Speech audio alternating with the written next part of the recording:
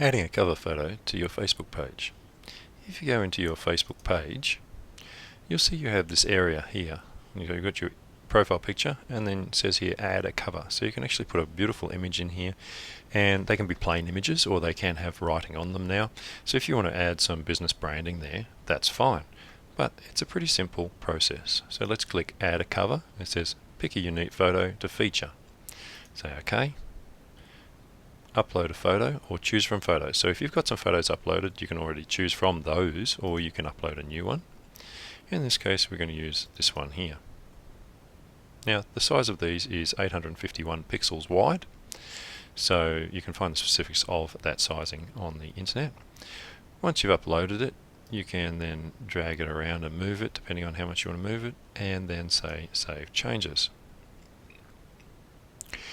Now, once this is done, when people come to your page, they will see your image here, or your profile picture for today, and you'll see this cover. And of course you can change that at any time by editing that. So upload yourself a Facebook cover shot and have a look at it, see what you think, and if you don't like it, of course, just change it.